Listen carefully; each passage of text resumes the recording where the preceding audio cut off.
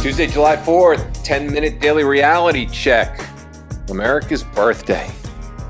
Let's celebrate it. America is one of the most dysfunctional, narcissistic places in the world now. President Narcissist is literally running the country. Our existence is run by a me population. Everybody's about themselves. I'm not saying everybody. Come on now. You know I'm exaggerating right here.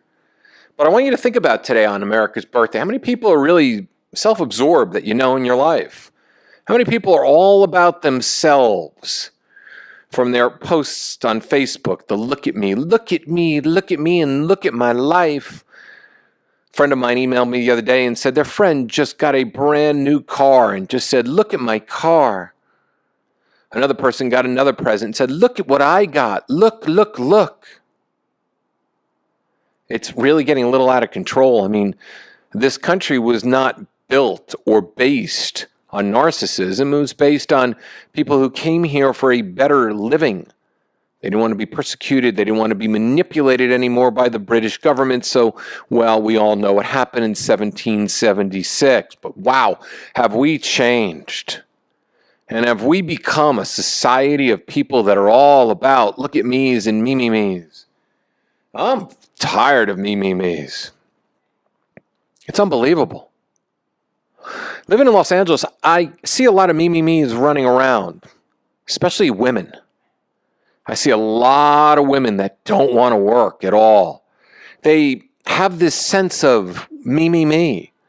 You know, they meet a guy and, well, they turn on the charm for as long as they possibly can and get whatever they can get and live in houses that they can't afford and live a lifestyle that they can't afford and then literally do basically nothing. I know this one woman who literally does nothing all day long. Then when her man comes home, he actually cooks and cleans for her and she does nothing. And I think to myself, what is this man doing? No, sex is great, that great to be living with somebody who does absolutely nothing. The woman is a stereotypical Los Angeles West Side me person. Takes care of herself, does things for herself. Even her kids are her ticket to, well, money, because she's able to wrestle child support out of her ex-husbands. That's right, there's a couple of them. It's pretty amazing that we've become this society where we just get away with whatever we can get away with. We have this sense of entitlement. And this isn't really what America was really built on. It was a land of opportunity where people came and worked hard. Now it's the land of opportunity where people come and hustle one another.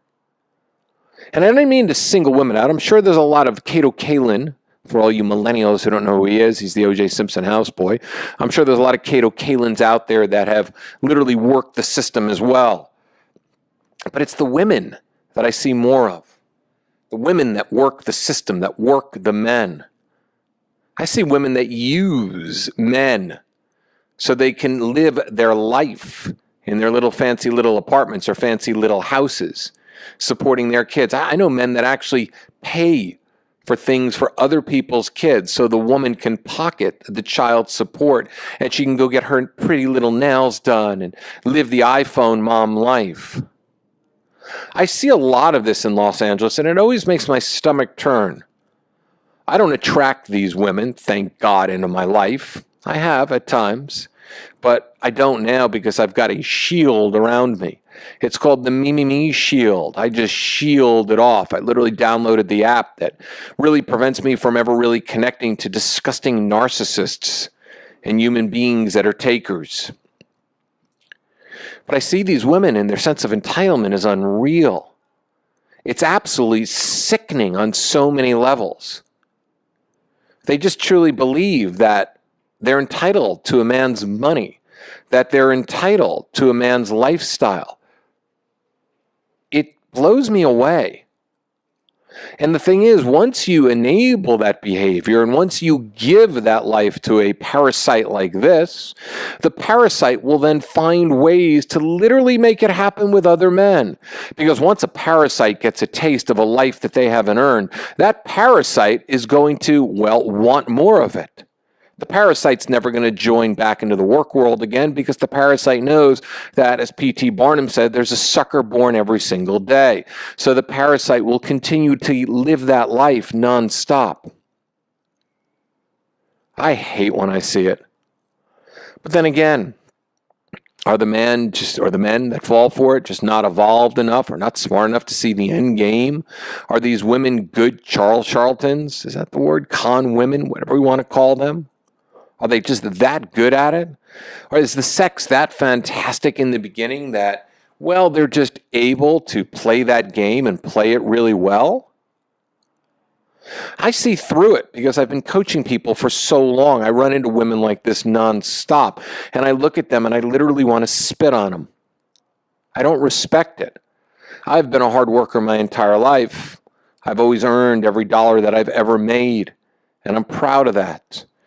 I've met many single women in Los Angeles that are single mothers that work jobs, get home at 5, go to the gym, spend a few hours with their kids, and do it all over again the very, very next day. I respect that. I have unbelievable respect for the hardworking single mom. I think they're an absolutely beautiful person, inside and out. They're not trying to mooch money off of a man. They're not living with men that they're not in love with, just so they can continue on their path of the me path, the path where they don't even earn their life. Well, then again, also living with somebody you're not really in love with, it's kind of earning your life, but that's what they chose. They're not evolved, and I feel sorry for their kids because their kids will witness this. Their kids will witness loveless relationships. Good job, West Side moms, me moms. Great job in teaching your children what love isn't supposed to be. Wonderful how you are also showing your kids the true value of taking money because your kids are picking up these lessons as well. Your kid sees you not working. Your kid sees the man that's not the father paying for bills and paying for things and wondering why you never reach inside your own pocket. They see their dad pay for things. They go out with their dad and they see their dad paying for things. And then they come home and they see mom hustling. The lessons that these women are teaching their kids, well, they're teaching the next generation of gold digging, the next generation of taking, the next generation of self-obsessed me-me-me's.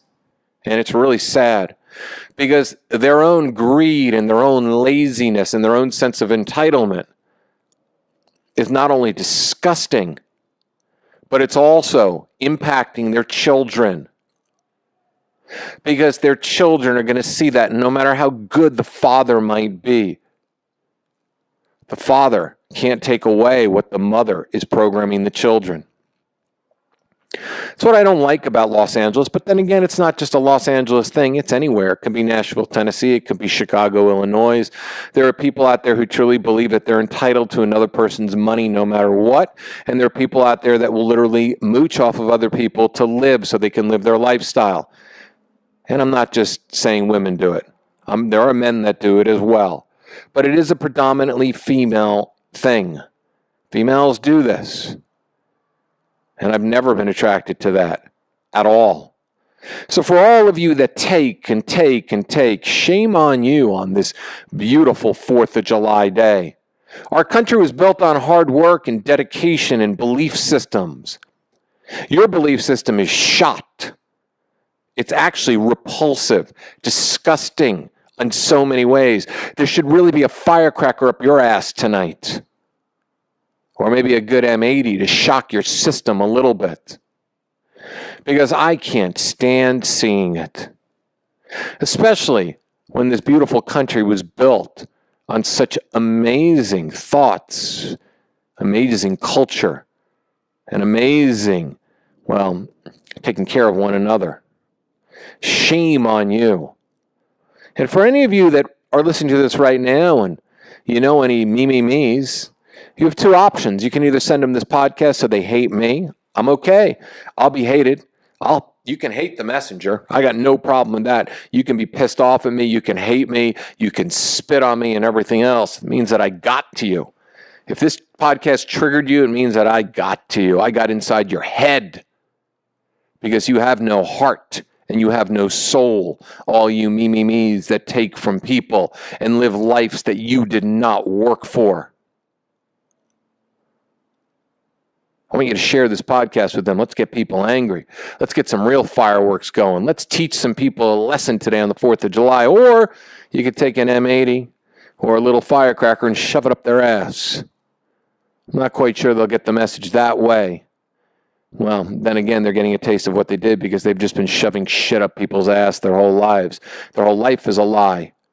And that's another podcast, another day. When you're living your life as a complete lie. And one day your kids will see what a lie you've been living.